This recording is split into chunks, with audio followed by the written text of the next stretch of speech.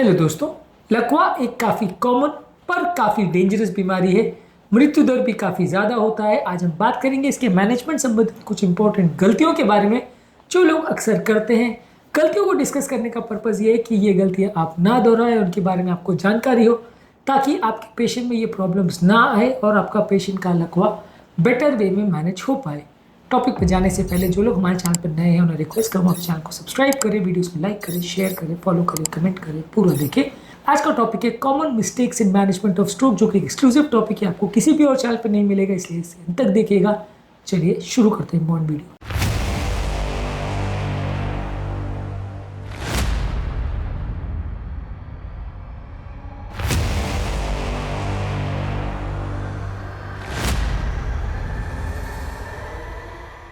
सबसे पहले हॉस्पिटल आने के टाइम या हॉस्पिटल आने से पहले क्या क्या मिस्टेक होती है।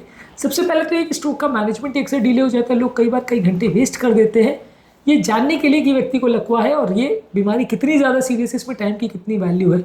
ज़्यादातर हार्ट अटैक के केस में पहले 12 घंटे के अंदर ब्रेन का पूरा डैमेज हो जाता है। लकवा इससे भी ज़्यादा डेंजरस होता है और इससे भी ज़्यादा जल्दी ब्रेन डैमेज होता है। लगभग 4-6 घंटे के अंदर ही ब्रेन पूरी तरह डैमेज हो जाता है। यदि इससे पहले ट्रीटमेंट चालू किया गया तो फ़ायदा ज़्यादा होने के चांस है, इसके बाद किया गया तो फ़ायदा होने के चांस कम है।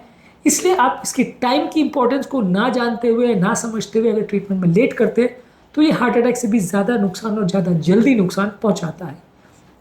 इसके अलावा अगर आप जिस हॉस्पिटल में पहुंचते हैं वहाँ इमरजेंसी फैसिलिटीज़ अवेलेबल नहीं है, वहाँ CT स्कैन MRI की फैसिलिटीज़ अवेलेबल नहीं है, वो एक प्रॉपर स्ट्रोक सेंटर नहीं है, प्रॉपर मैनेजमेंट के लिए फिजिशियन या न्यूरोलॉजिस्ट या इस तरह की कोई टेक्नीशियन टीम अवेलेबल नहीं है, तो ये एक इंपॉर्टेंट इशू हो जाता है, जिसकी वजह से कई बार पेशेंट गलत हॉस्पिटल में जाने की वजह से इम्प्रॉपरली मैनेज होता है, उसका इंपॉर्टेंट टाइम वेस्ट हो जाता है, वहाँ से वो और शिफ्ट होता है और ये लेट हो जाता है। कई बार पेशेंट क्या करते हैं कि छोटा मोटा अगर सिम्टम्स या कुछ गड़बड़ होती है तो वो OPD में जाके फिजिशियन को बताने की कोशिश करते हैं और वहाँ पे OPD में बैठे बैठे ही इनको लेट हो जाता है, जिसकी वजह से स्ट्रोक का मैनेजमेंट अक्सर डिले हो जाता है। तो ऐसे टाइम पे ज़रूरी है कि पेशेंट का प्रॉपर ट्रांसपोर्ट हो ऐसी जगह पे जहाँ पे डायरेक्टली ICU हो, डायरेक्टली वहाँ पे जाकर पेशेंट का ट्रीटमेंट हो, ना कि किसी क्लिनिक पे, किसी OPD में या किसी नॉन स्ट्रोक फैसिलिटी पर जहाँ पर स्ट्रोक मैनेजमेंट की फैसिलिटीज़ या ट्रीटमेंट के लिए कुछ अरेंजमेंट्स ना हो।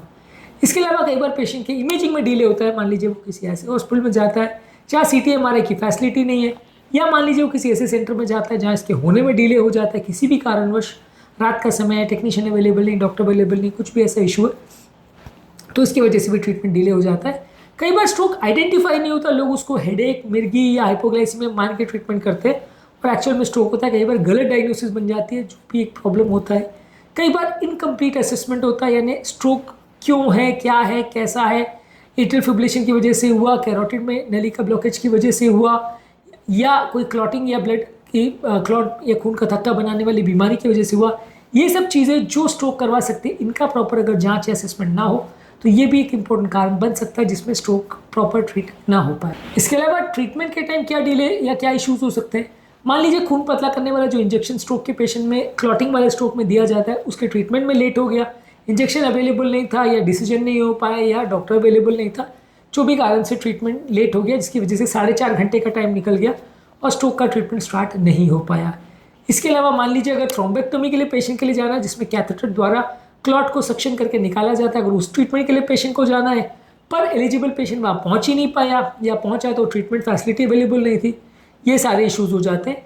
इसके अलावा खून पतला करने की दवा, एंटीप्लेटलेट या एंटीकोएगुलेंट कितनी डोज में देनी है, कितनी मात्रा में देनी, ये सारी चीज़ों में भी अगर गलती होती है तो ये भी एक इंपॉर्टेंट इशू बन जाता है स्ट्रोक के मैनेजमेंट में।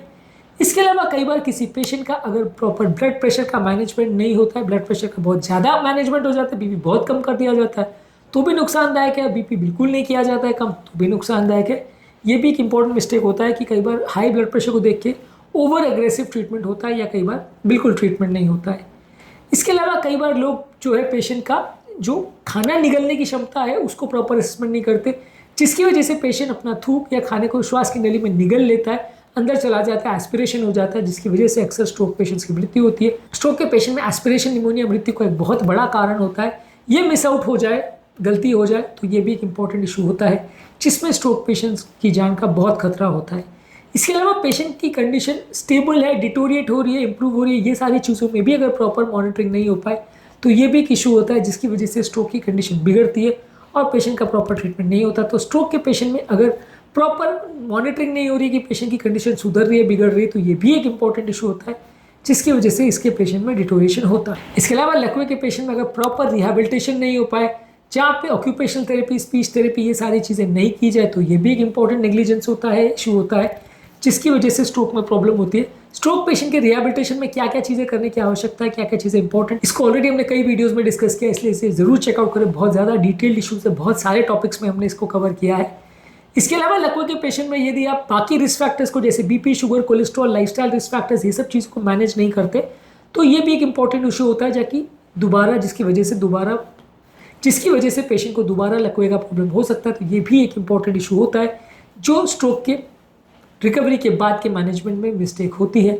इसके अलावा पेशेंट कई बार अगर दवा बंद कर देता है, फॉलोअप के लिए नहीं आता, या चीज़ों को जो समझाया जाता है वो उस पर ध्यान नहीं देता, ये सारी चीज़ों का भी अगर अडेरेंस पेशेंट नहीं करता, तो ये भी एक बड़ा मिस्टेक होता है पेशेंट के पार्ट पे, जिसकी वजह से पेशेंट की कंडीशन डिटोरिएट होती है।